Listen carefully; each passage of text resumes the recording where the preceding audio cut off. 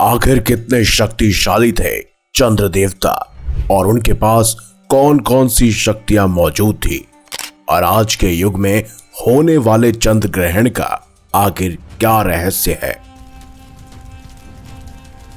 रात को उज्जवल प्रकाश देने वाले महादेव की जटाओं में विराजमान देव चंद्रमा देवताओं के समान ही पूजनीय माने जाते हैं। वे न केवल रात के आकाश को रोशन करते हैं, बल्कि ज्योतिष और धर्म शास्त्र में भी उनका एक विशेष महत्व है। चंद्र देवता को शक्तिशाली और रहस्यमय माना जाता है। साथ ही उन्हें जल और मन का स्वामी भी माना जाता है, क्योंकि वो अपनी चांदनी से धरती को रोशन करने वाले और ज्वार भाटे को नियंत्रित करने वाले माने जाते हैं। आज की इस वीडियो में हम जानेंगे कि आखिर चंद्र देवता कितने शक्तिशाली थे, उनके पास कौन कौन सी शक्तियां मौजूद थी, और आज के युग में होने वाले चंद्र ग्रहण का आखिर क्या रहस्य है। सबसे पहले जानते हैं कि आखिर चंद्र देवता का जन्म कैसे हुआ। चंद्र देवता के जन्म को लेकर कई सारी पौराणिक कहानियां मौजूद है। मत्स्य पुराण और अग्नि पुराण के अनुसार जब ब्रह्मा जी ने सृष्टि का विचार किया तो सबसे पहले अपने मानसिक संकल्प से मानस पुत्रों की रचना की। उनमें से एक मानस पुत्र ऋषि अत्रि का विवाह ऋषि कर्दम की कन्या अनुसुईया से हुआ, जिनसे ऋषि दुर्वासा, दत्तात्रेय और सोम नामक 3 पुत्र हुए। दरअसल सोम चंद्रदेव का ही एक नाम है। कहते हैं वो स्वयं ऋषि दुर्वासा और दत्तात्रेय के भाई थे। वहीं पद्म पुराण में चंद्रदेव के जन्म का एक अन्य वृतांत दिया गया है। ब्रह्मा ने अपने मानस पुत्र अत्रि को सृष्टि का विस्तार करने की आज्ञा दी। महर्षि अत्रि ने अनुंदर नाम का तप आरंभ किया, जिससे एक दिन महर्षि के नेत्रों से जल की कुछ बूंदें टपक पड़ी, जो बहुत प्रकाशमय थी। वहीं अन्य दिशाओं ने स्त्री रूप में आकर पुत्र प्राप्ति की कामना से उन बूंदों को ग्रहण कर लिया, जो उनके अंदर गर्भ रूप में स्थित हो गई। परंतु उस गर्भ को दिशाएं ज्यादा समय तक धारण न कर सकी और उन्हें त्याग दिया। उस त्यागे हुए गर्भ को ब्रह्मा ने पुरुष का रूप दिया, जो चंद्रमा के नाम से प्रख्यात हुए। कहते हैं उनके सौंदर्य, शीतलता और मनमोहक आभा को देखकर ब्रह्मा जी ने चंद्रदेव को नक्षत्र, वनस्पतियों, ब्रह्मांड और तप का स्वामी नियुक्त किया और उन्हें आकाश में स्थान दिया। वहीं अगर स्कंद पुराण को पढ़ा जाए तो उसके अनुसार जब देवों और दैत्यों ने क्षीर सागर पर समुद्र मंथन किया था तो उसमें से 14 रत्न निकले थे। चंद्रमा उन्हीं 14 रत्नों में से एक थे, जिसे लोक कल्याण हेतु भगवान शंकर ने अपने मस्तक पर धारण कर लिया, जिससे उन्हें चंद्रशेखर कहा जाने लगा। पर ग्रह के रूप में चंद्रदेव की उपस्थिति समुद्र मंथन से भी पूर्व मानी जाती है, क्योंकि स्कंद पुराण के ही महेश्वर खंड में गर्गाचार्य ने समुद्र मंथन का मुहूर्त निकालते हुए देवताओं को कहा कि इस समय सभी ग्रह अनुकूल हैं। चंद्रमा से गुरु का शुभ योग है। तुम्हारे कार्य की सिद्धि के लिए चंद्र बल उत्तम है। ये गोमंत मुहूर्त तुम्हें विजय देने वाला है।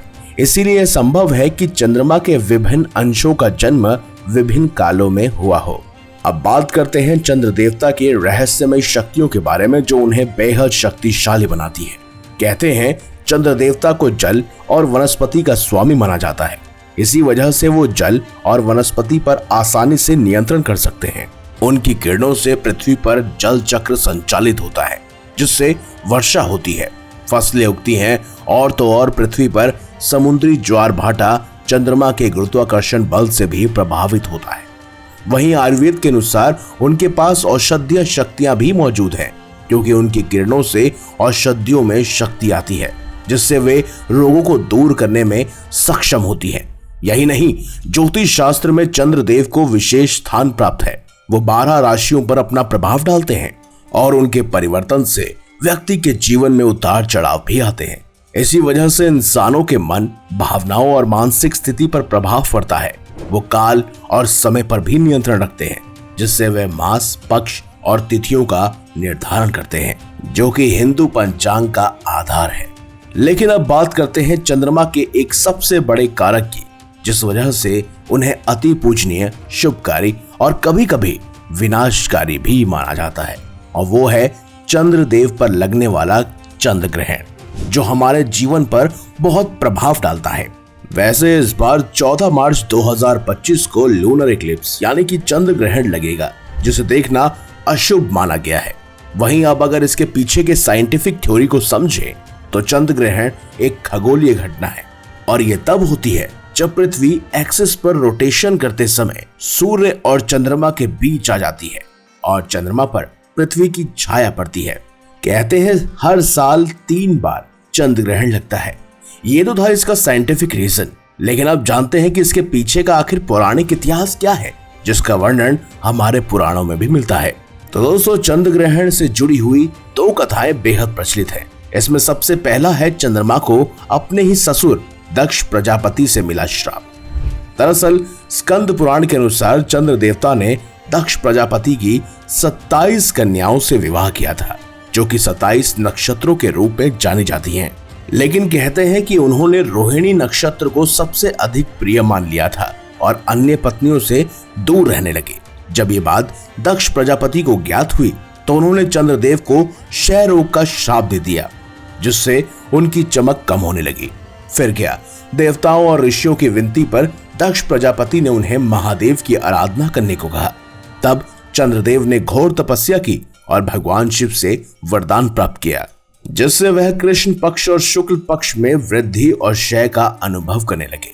यही कारण है कि आज भी हम चंद्रमा को पूर्णिमा से अमावस्या तक घटते और बढ़ते हुए देख सकते हैं।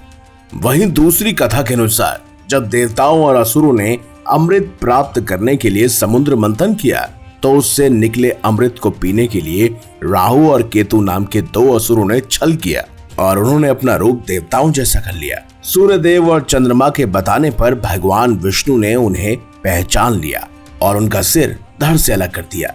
लेकिन तब तक वो अमृत पी चुके थे, जिससे राहु केतु अमर हो गए और वह बदला लेने के उद्देश्य से चंद्रमा और सूर्य को ग्रहण लगाकर आज तक वो बदला लेते आ रहे हैं।